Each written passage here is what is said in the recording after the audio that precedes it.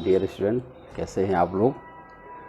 हम लोग एनसीईआरटी के क्वेश्चन कर रहे हैं और आज हो सकेगा तो शाम को हम लाइव आएंगे, आपसे बात कुछ करनी है। और एक्सरसाइज अब हम लोग चलते हैं सीधे 10 पर। लेसन 10 में क्षेत्रमिति के बारे में बात की गई है। क्षेत्रमिति क्या होती है, देखिए ये लेसन 10 है, क्षेत्रमिति। अब क्षेत्रमिति का मतलब क्षेत्रफल से है, तो डिजाइन के बारे में बात होगी, आकृतियों के बारे में बात होगी, वर्ग हुआ, आयत हुआ, त्रिभुज हुआ, इस तरह की चीज़ों पर बात होगी, तो उन्हीं के बारे में चर्चा करते हैं। दरअसल ये जो डिजाइन होती है तो इसमें क्षेत्रमिति में दो चीज़ें बड़ी इम्पॉर्टेंट हैं। इन्हीं दो चीज़ों को ज्ञात किया जाता है। एक का नाम होता है परिमाप और दूसरे का नाम है क्षेत्रफल। केवल दो चीज़ें ज़्यादा महत्वपूर्ण है, बाकी बहुत चीज़ें मिलेंगी आपको अगली क्लासेज में, लेकिन इस क्लास में, क्लास 6 में दो ही चीज़ें बड़ी महत्वपूर्ण है। उसका नाम है परिमाप और क्षेत्रफल। तो पहले इन दोनों का कॉन्सेप्ट समझ लीजिए, फिर करना आसान हो जाएगा। सबसे पहला कॉन्सेप्ट परिमाप का। परिमाप को अंग्रेजी में पेरीमीटर कहा जाता है और इसका मतलब होता है कि सभी भुजाओं का योग, सभी भुजाओं का योग जोड़ लो बस। जैसे कोई डिजाइन बनी हुई है ऐसे दिख रही है आपको, तो पता चले ये 20 है और ये 10 है, तो ये 20 है तो मान लो ये भी 20 है, ये 10 है तो ये भी 10 है। अब सभी को जोड़ लो बस, परिमाप हो जाएगा। इसका मतलब हुआ कि एक आदमी अगर यहाँ से चले तो और ये रास्ते से चलते चलते चलते चलते चलते फिर उसी जगह पर आ जाए, तो उसने कोई जितनी दूरी तय किया उसी का नाम परिमाप होता है। परिमाप का मतलब होता है कि उसके किनारे, परि माने चारों ओर, माप मतलब नाप लीजिए, बस इतनी सी बात खाली करनी है। तो हमारे पास है एक्सरसाइज 10.1, जिसके बारे में हम लोग आज चर्चा करेंगे। आइए देखते हैं।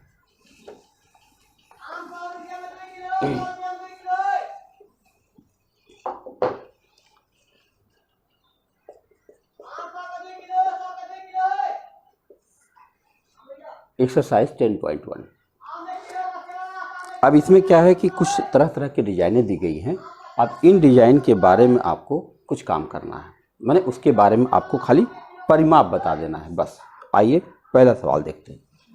पहला क्वेश्चन में ए विकल्प दिया हुआ है, डिजाइन आपको दिख रही होगी। तो एक ऐसा डिजाइन बना हुआ, देखो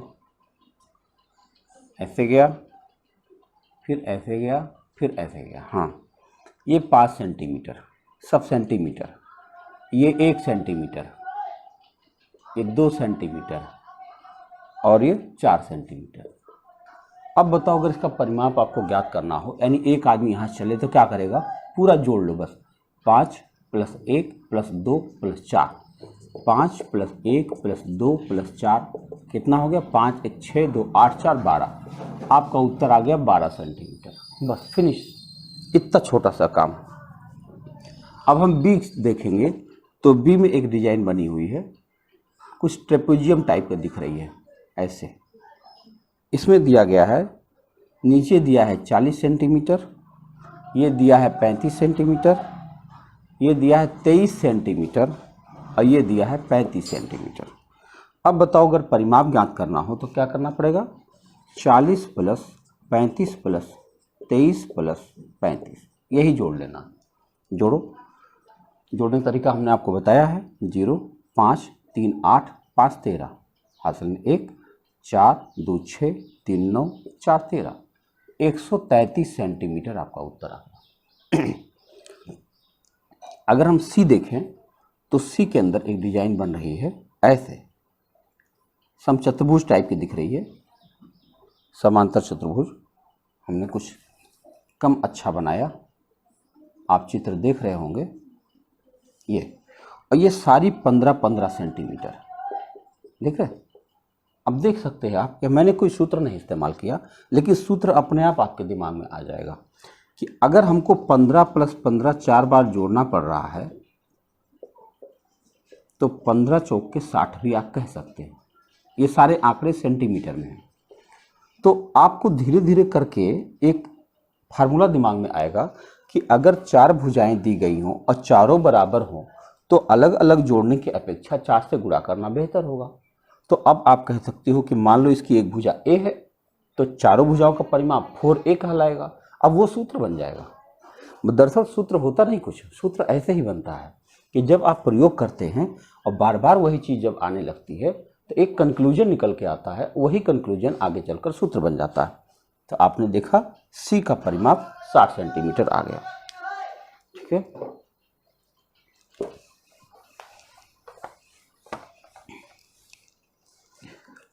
अब देखिए अगला दिया गया है डी। डी में एक पंचभुज दिख रहा है आपको,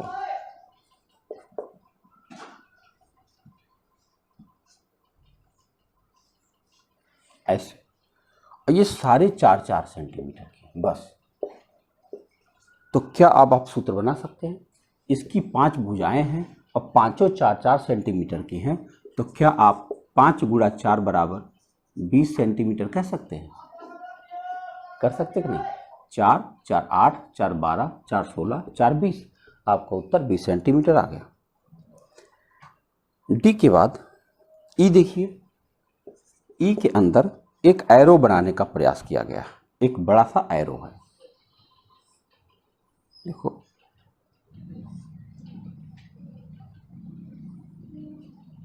ऐसे एरो बना हुआ है।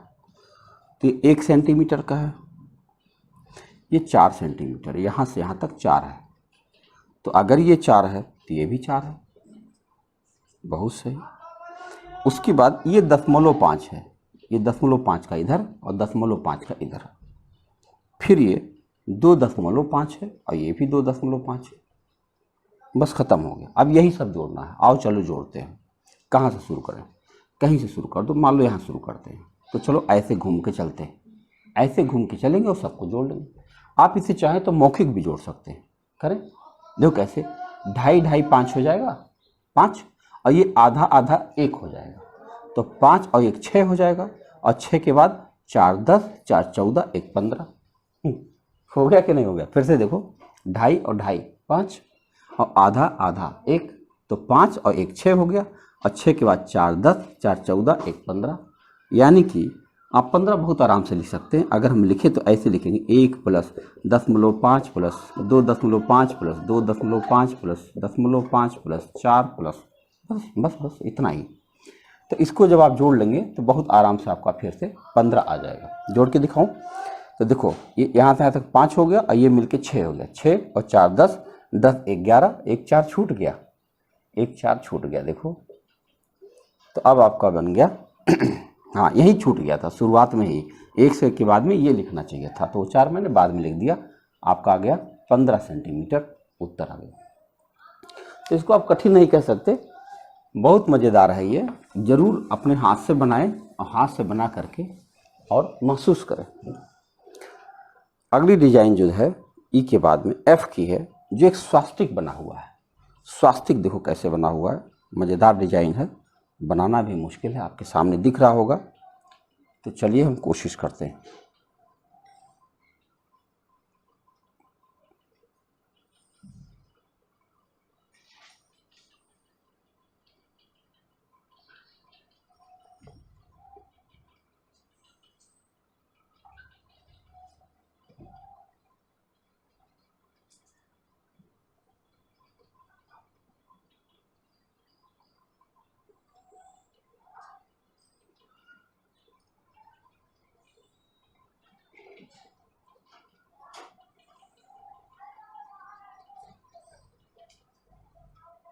ये बन गया।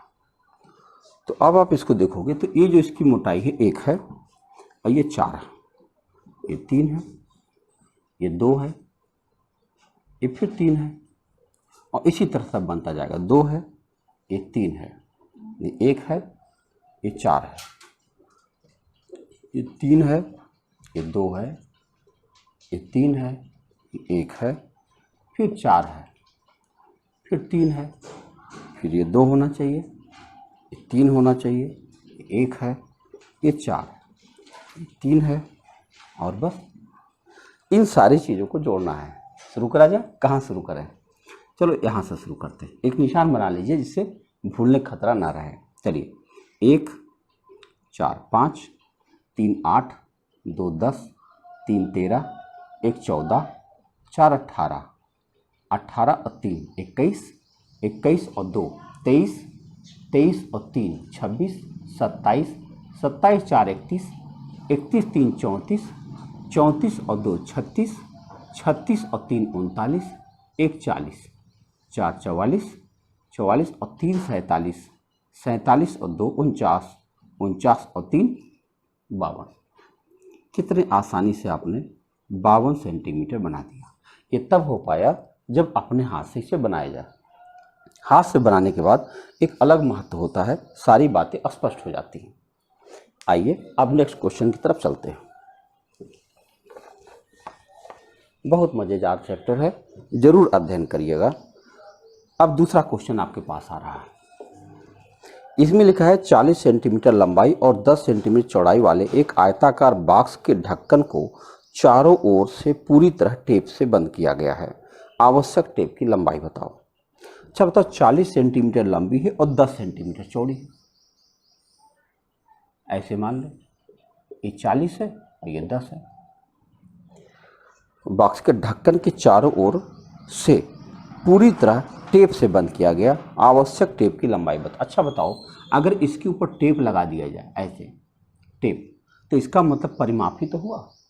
वैसे बताओ आपको, ये 40 है तो ये भी 40 होगा, ये 10 है तो ये भी 10 होगा। इसको दरअसल लंबाई कहते हैं और इसको चौड़ाई कहते हैं। तो आयत में जब आप जाते हैं तो एक रेगुलर डिजाइन है, ये रेगुलर डिजाइन है, तो इसका एक फार्मूला बन जाता है। कैसे? अगर हम जोड़े तो लंबाई प्लस चौड़ाई प्लस लंबाई प्लस चौड़ाई, तो 2 बार लंबाई और 2 बार चौड़ाई आ जाती है। तो 2 आप कॉमन ले लेते हैं, ऐसे 2 ब्रैकेट में लंबाई और प्लस चौड़ाई ऐसे। तो इससे आपके पास एक फार्मूला बन के तैयार हो जाता है। अब आप इस फार्मूले के अंदर वैल्यू रख दीजिए, आपका आंसर तुरंत आ जाएगा। तो यहाँ लिख दिए 40, यहाँ लिख दिए 10, तो 40 प्लस 10 50, 50 दूना 100 सेंटीमीटर का अगर हमारे पास टेप होता तो बहुत आसानी से हम लगा देते। तीसरा क्वेश्चन देखिए, दूसरा हो गया। तीसरा क्वेश्चन कह रहा है कि एक मेज की ऊपरी सतह की विमाएं 2 मीटर 25 सेंटीमीटर और 1 मीटर 50 सेंटीमीटर है। मेज की ऊपरी सतह का परिमाप बता दीजिए। अच्छा बताइए, मेज जैसे ये मेज था वैसे फिर मेज बन गया।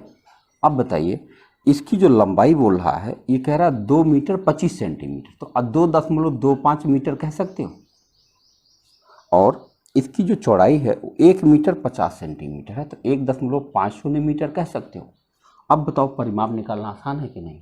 अगर हम परिमाप निकालें तो फिर इसी फार्मूले पे 2 ब्रैकेट में लंबाई धन चौड़ाई करेंगे, तो 2 और ब्रैकेट में 2.25 प्लस 1.50 जोड़ेंगे जब, तो चलो देखो क्या आता है। 0 और 5 आ गया, 5 और 2 7 आ गया, और 2 1 3 आ गया। अब गुणा कर लो, 2 5 10, 2 7 14, 1 15 और 2 3 6 1 7, 7.5 मीटर, यानी 7 मीटर 50 सेंटीमीटर। अगर आप इसको ऐसे मुँह जबानी करना चाहते हो तो भी बहुत आसान है। देखो ये 2.25 है, 2.25 कितना होगा? 4.5 हो गया कि नहीं? 4.5 और 1.5 3, तो 4.5 में 3 मिलाओगे 7.5 आ जाएगा। तो जैसे देखो, गणित को कभी आप जटिल होकर के मत सोचिए कि बहुत कठिन है और हम इसको लगा के रहेंगे। एकदम जितना बच्चे जैसा दिमाग बना सको इजी वे में, उतना आसानी से सोचो, बहुत आसानी से उत्तर बनता है।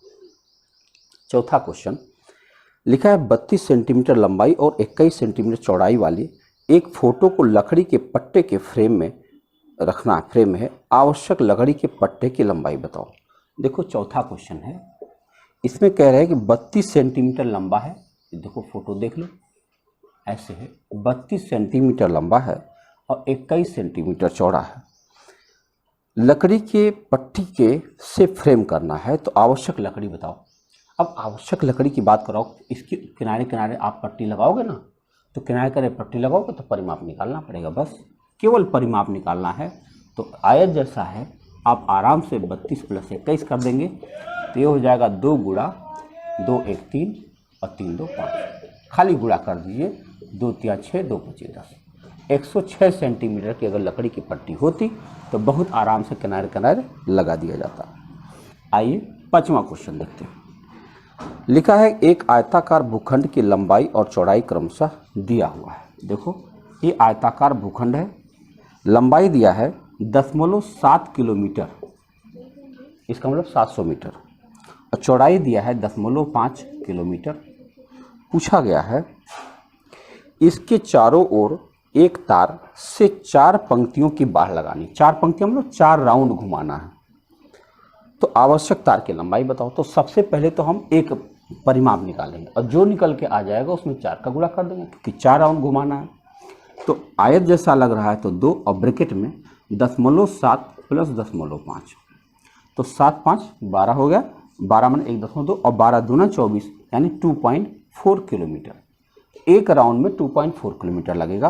अब चूंकि मुझे 4 राउंड करना है तो 2.4 में 4 से गुणा करेंगे तो 24 का 96, 9.6 किलोमीटर आ जाएगा, यानी 9 किलोमीटर 600 मीटर। इतना बड़ा अगर तार खरीदा जाए तो इस पूरे ही खेत को 4 राउंड किया जा सकता है। 4 राउंड समझ रहे ना, ऐसे खंभा गाड़ देंगे और उसके ऊपर 4 राउंड घुमा देंगे जिससे इतनी ऊंचाई तक आ जाएगा तो कोई जंगली जानवर हमारे खेत में नहीं जा सकता। तो ये बाड़ लगाने के काम में आता है। तो आपने 5वां क्वेश्चन देखा। अब आइए 6वां देखते हैं। लिखा है निम्न आकृतियों में प्रत्येक का परिमाप ज्ञात कीजिए। तो दिखाते हैं। 6वां क्वेश्चन, 6वां का पहला है, आप देखिए लिखा है कि एक त्रिभुज जिसकी भुजाएं 3 सेंटीमीटर, 4 सेंटीमीटर तथा 5 सेंटीमीटर हैं। अच्छा बताओ अगर कोई त्रिभुज बना दिया जाए ऐसे 3 है, 4 है और 5 है, तो परिमाप क्या कर रहे हैं, सब सेंटीमीटर में है इसलिए हमने लिखा नहीं। तो आप करोगे 3 + 4 + 5, तो 5 4 9 3 12 सेंटीमीटर आ जाएगा। ध्यान रखना है विद्यार्थी, जब भी आप इसको लिखें तो ये यूनिट जरूर लिख देना चाहिए, नहीं तो कभी कभी मिस्टेक हो जाती है। और अब चलते हैं बी में। बी में देखिए लिखा एक समबाहु त्रिभुज जिसकी एक भुजा 9 सेंटीमीटर लंबाई की। समबाहु त्रिभुज की खासियत आप जानते हैं, जिसकी तीनों भुजाएं बराबर होती हैं उसे समबाहु कहते हैं। अब बताओ अगर ये 9 सेंटीमीटर है तो यह भी 9 सेंटीमीटर होगा, तो यह भी 9 सेंटीमीटर होगा, इसी को समबाहु कहते हैं। सम माने बराबर बाहु की, तो आप इसे लिखोगे 3 × 9 = 27 सेंटीमीटर परिमाप आ गया। सी दिया गया है कि एक समद्विबाहु त्रिभुज जिसकी प्रत्येक समान भुजा 8 सेंटीमीटर तथा तीसरी भुजा 6 सेंटीमीटर लंबी है। देखो अगर एक समद्विबाहु त्रिभुज बनाया जाए तो समद्विबाहु ऐसे बनती है जिसकी 2 भुजाएं बराबर होती, 8 8 की है और ये 6 है, यानी 8 सेंटीमीटर 8 सेंटीमीटर और 6 सेंटीमीटर। तो क्या करना पड़ेगा, 8 + 8 + 6 यानी 8 8 16, 16 में 6 मिला दो, 22 सेंटीमीटर इसका परिमाप आ गया। मुझे उम्मीद है कि आप बहुत अच्छे से समझ रहे होंगे। आइए 7वां क्वेश्चन पढ़ते हैं। एक त्रिभुज का परिमाप ज्ञात कीजिए जिसकी भुजाएं 10 14 15 सेंटीमीटर हैं। कोई भी त्रिभुज बना दो 10 14 15 सेंटीमीटर। अब इसका परिमाप निकालो, सब सेंटीमीटर में है, सीधे जोड़ लो। तो 10 + 15 + 14 जोड़ो तो 15 और + 14 कितना हो गया, 29 और 10 39, 39। आपका उत्तर आ गया 39 सेंटीमीटर। तो मुझे उम्मीद है कि आप बेहतर समझ रहे हैं। आइए नेक्स्ट क्वेश्चन पर चर्चा करते हैं।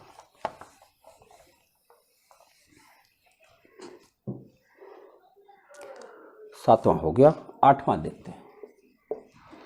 8वां क्वेश्चन लिखा एक समषटभुज का परिमाप ज्ञात कीजिए जिसकी प्रत्येक भुजा की लंबाई 8 मीटर है। अच्छा बताओ 8 प्रत्येक भुजा, फिर से देख लें, 8 मीटर है, हम समझे सेंटीमीटर। देखिए षटभुज बनाना है, षटभुज कैसे बनता है भाई, षटभुज बन जिसकी 6 भुजाएं हो। देखो मैं बना रहा हूँ, इसी में आप डिजाइन बनाना भी सीख जाएंगे। देखिए 6 भुजाएं हो गई। अब बताओ अगर प्रत्येक भुजा 8 है, 2 3 4 5 6, 6 बार 8 है, तो क्या आप इसे 6 × 8 48 सेंटीमीटर लिख सकते हैं? जी हाँ, अच्छा सारी सेंटीमीटर नहीं, सारी मीटर में है, सभी मीटर में है। इसीलिए मैं कह रहा था कि इसकी यूनिट लिखना ज़रूरी होता। यूनिट लिख देंगे तो गलतियाँ नहीं हो सकती। क्लियर हुआ? अब देखिए 9वां सवाल। 9वां में लिखा है एक वर्ग की भुजा ज्ञात कीजिए जिसका परिमाप 20 है। आप जानते हो कि वर्ग एक ऐसी डिजाइन है जिसकी सभी भुजाएं बराबर होती हैं। यानी अगर एक भुजा ए मान लो तो सारी भुजा ए होती है, इसीलिए इसका परिमाप 4a कहलाता है ना। अब ये कह रहे हैं कि इसका परिमाप 20 है, तो हमारे हिसाब से 4a है, वो कह रहे हैं 20 है, 4a बराबर 20, तो a बराबर 5 सेंटीमीटर। आप कह सकते हो कि वर्ग की प्रत्येक भुजा 5 सेंटीमीटर लंबी है। तो उम्मीद है कि आप बेहतर समझ रहे हैं। आइए 10वां क्वेश्चन देखते हैं। इसमें लिखा एक समपंचभुज जिसका परिमाप 100 सेंटीमीटर है, प्रत्येक भुजा की लंबाई बताओ। और पंचभुज बनाते हैं। देखो ये पंचभुज है। अब कर इसका परिमाप जो है 100 है। अच्छा बताओ, जब समपंचभुज है तो सभी भुजा ए ए होगी, और ए ए होगी तो इसका परिमाप आप क्या सोच रहे हैं? अगर वर्ग के बारे में 4a सोचें, क्योंकि चारों भुजा बराबर थी, तो अगर ये पांचों भुजा बराबर है तो इसका परिमाप 5a मानोगे आप। और ये दिया गया है 100, तो बताओ a बराबर क्या होना चाहिए? 20 सेंटीमीटर। ये आपका उत्तर हो गया। बात क्लियर हो रही है? आइए नेक्स्ट क्वेश्चन देखते हैं।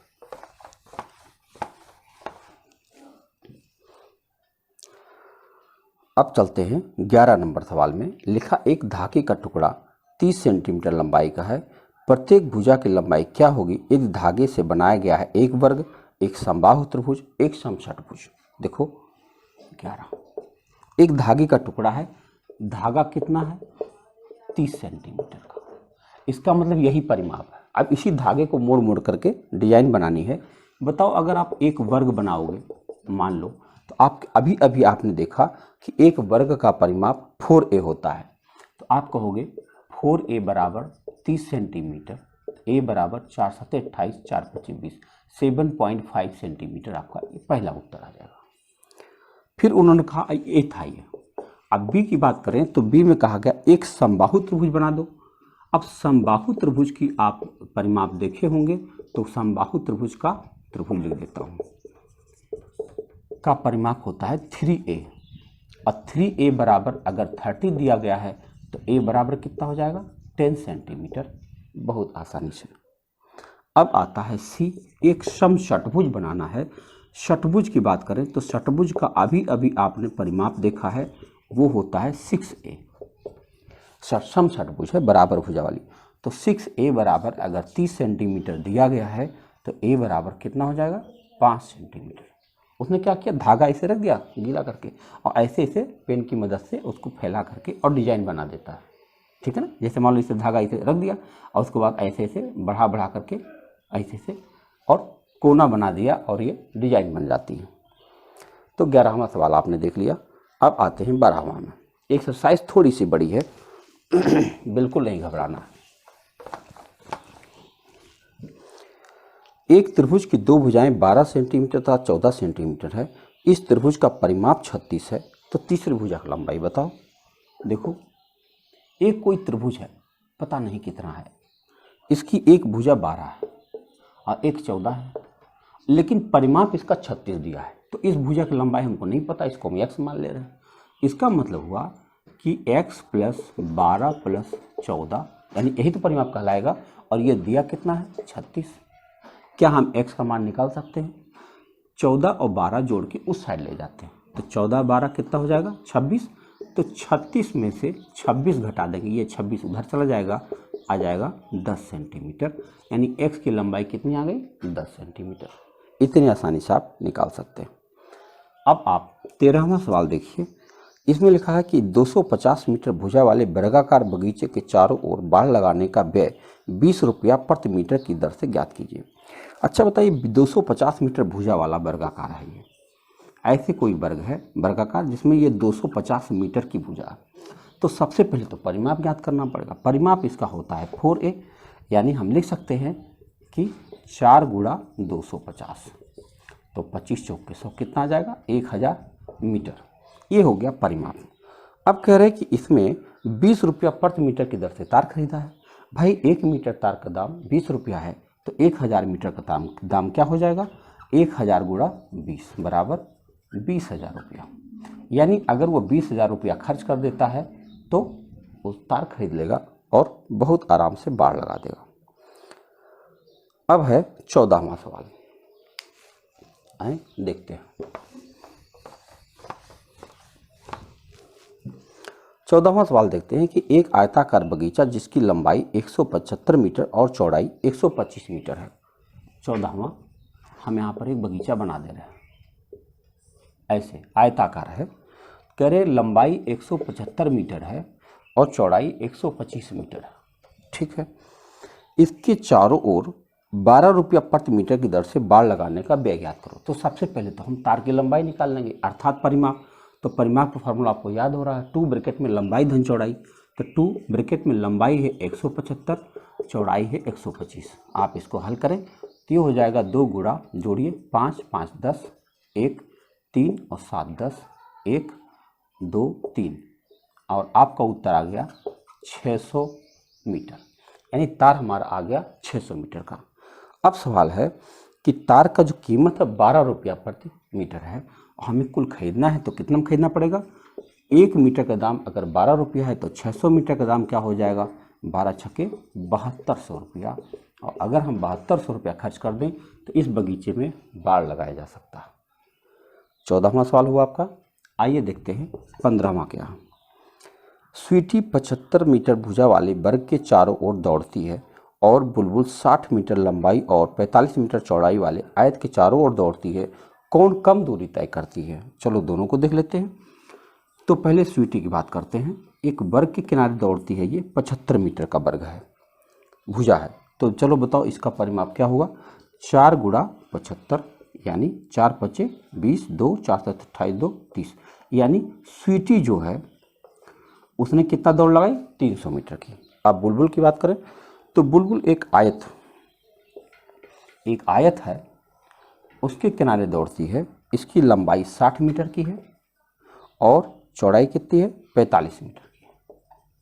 तो बताओ इसका परिमाप निकालो। 2 ब्रैकेट में लंबाई धन चौड़ाई, क्योंकि आयत है ये, तो हो जाएगा 2 गुणा 5 और 4 और 6 10, गुणा करें 105 दूना 210। देखो बुलबुल जो है वो 210 मीटर चलती है और स्वीटी जो है 300 मीटर चलती है। तो आप कहोगे बुलबुल ने कम दूरी तय किया। कितना सिंपल है बच्चों का सवाल है कि नहीं। इजी वे में आप आराम से लगाते जा रहे हैं। आइए नेक्स्ट क्वेश्चन देखते हैं।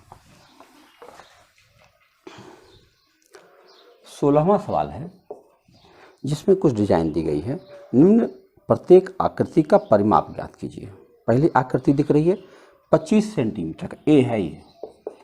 एक वर्ग बना हुआ है जिसकी प्रत्येक भुजा 25 सेंटीमीटर की है, सारी की सारी 25 है। बताओ इसका परिमाप 4a होगा कि नहीं होगा। तो 4 गुणा 25 बराबर 100 सेंटीमीटर आपका उत्तर हो जाएगा। ओके, अब चलते हैं बी की तरफ। बी में एक आयत दिया गया है ऐसे, और आयत में ये लिखा है 40 सेंटीमीटर 40 और ये लिया है 10 सेंटीमीटर। अब इसका अगर हमें परिमाप निकालना हो तो चूंकि आयत है, 2 ब्रैकेट में लंबाई धन चौड़ाई होगा, तो 2 ब्रैकेट में 40 प्लस 10 होगा।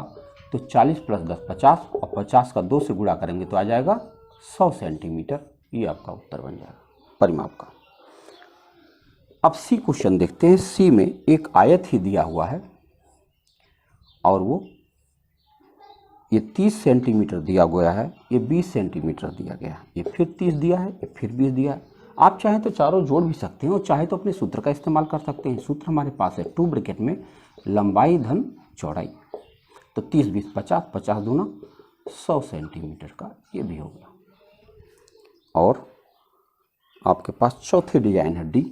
एक त्रिभुज बनाया गया है और उस त्रिभुज का परिमाप निकालना है। 40 है, ये 30 है, ये 30 है।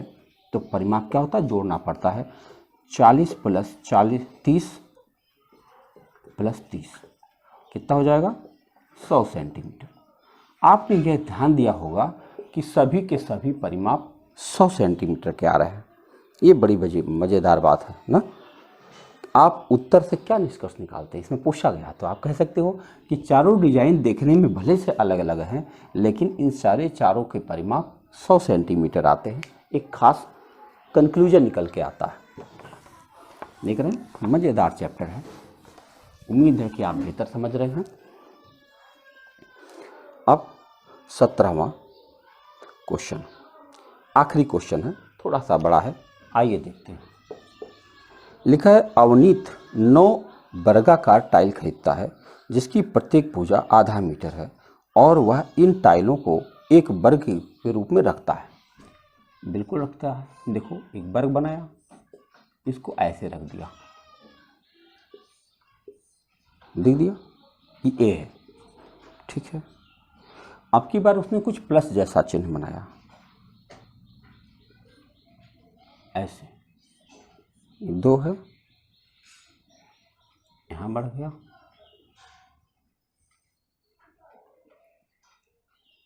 दो तक जाएगा, ठीक है। फिर ऐसे जाएगा, ये भी 2 है, फिर ऐसे जाएगा, ये भी 2। अच्छा बताओ, क्या 9 हुआ कि नहीं हुआ? देखो, अगर हम इसको यहाँ से मिला दें ऐसे ऐसे, तो देखो एक बीच में है, 2 2 4 2 6 2 8 1 9, 9 ये भी हो गया, ये भी डिजाइन हुई, ये डिजाइन था, ये भी डिजाइन है। अब इसी पर आधा, अच्छा ये जो प्रत्येक भुजा जो वर्गाकार टाइल खरीदा है, प्रत्येक भुजा आधा मीटर की, मतलब अगर इसकी लंबाई करें, इसकी लंबाई करें तो 1/2 मीटर यानी 50 सेंटीमीटर की है। अब इसमें क्या है कि नए वर्ग का परिमाप क्या है? ये नया वर्ग है, इसका परिमाप बताओ। अगर ये आधा मीटर का है तो ये भी आधा मीटर है, ये भी आधा मीटर है, तो कितना हो गया? आधा आधा आधा 1.5 मीटर हो गया ना, 1.5 मीटर। अब अगर 1.5 मीटर एक परिमाप हुआ, अगर हम पूरे को गिने तो क्या हो जाएगा? 4 × 1.5 कितना हो गया? 6 मीटर इसका परिमाप आ गया, नए वर्ग का परिमाप। दूसरा बी देखो, शहरी को उसके टाइलों को रखने की व्यवस्था पसंद नहीं आती है और वह इन टाइलों को ऐसे क्रॉस के रूप में रखती है जैसे ये बना हुआ है। इस व्यवस्था का परिमाप कितना होगा? और चलो देखते हैं, इसका परिमाप निकालना है। तो अगर बताओ 1.5 है, अरे सॉरी 1/2 है, यानी 0.5 आप कह सकते हो, 0.5। तो ये कितना हो जाएगा? 1, ये कितना हो जाएगा? 1, ये भी कितना हो जाएगा? 0.5, है ना। फिर ये 1 है ना, फिर ये 1, फिर ये 0.5, फिर 1, फिर 1, फिर 0.5, फिर 1, फिर 1, यही इतना तो हुआ। और गिनते हैं, कहाँ से शुरू करें? मान लो यहाँ शुरू करते हैं, 1 1 2, आधा 2.5, 3.5, 4.5, 5 6 7 7.5, 8 9 9.5, 9.5। देखो बी का जो उत्तर आया, आप चाहे तो लिख लीजिए एक बार, कहीं गलती हो सकती है। यहाँ से अगर स्टार्ट करें तो 1 + 1 + 0.5 + 1 + 1 + 0.5 + 1 + 1 + 0.5 + 1 + 1 + 0.5। देखो 4 बार आपको 0.5 मिला होगा, 1 2 3 4, और बाकी सब एक एक मिले, है ना। देखो 1 2 3 4। तो अब चलो गिन लेते हैं।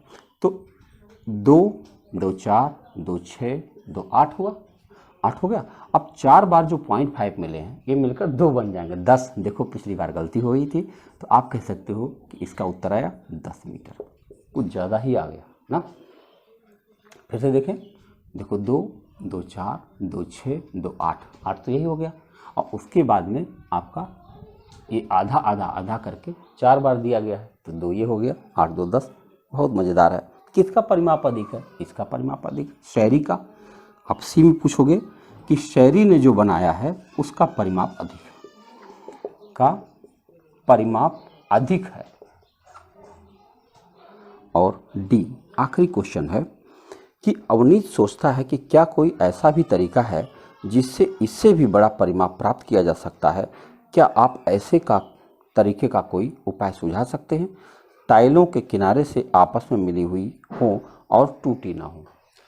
मतलब आपको बताऊं कि अगर इसको आप चाहते हैं कि और बड़ा परिमाप बन जाए, तो इसको एक आयत बनाते चले जाओ लंबा सा, 0.5 का 9 है ना, ऐसे बना दो आप।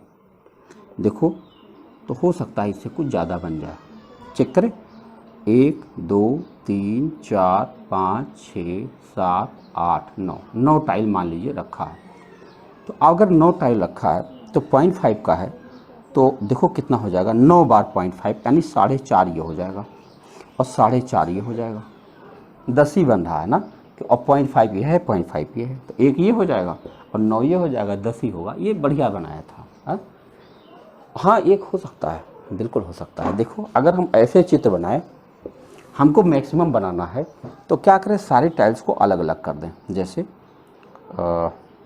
एक टाइल हम ऐसे रखते हैं, दूसरा टाइल हम ऐसे रखते हैं, देख रहे हो, ऐसे ऐसे, ये ज़्यादा हो जाएगा। ऐसे ये ज़्यादा इसलिए हो जाएगा कि देखो आधा आधा आधा आधा, तो ये कितना हो जाएगा, 2, एक टाइल 2 मीटर की हो जाएगी, हाँ एक टाइल, और 9 टाइल है, 9 दूनी 18 मीटर हो जाएगी, ये मैक्सिमम साइज़ कहलाएगी। तो ये अच्छा है, खेल है बच्चों का कि किस तरह से हम ये दिखा सकते हैं कि हम टाइलों के साथ खेल सकते हैं। तो आपने बेहतर होगा, मुझे लगता है कि आपने परिमाप का कॉन्सेप्ट समझा होगा। हम नेक्स्ट वीडियो में जल्दी मिलते हैं। धन्यवाद।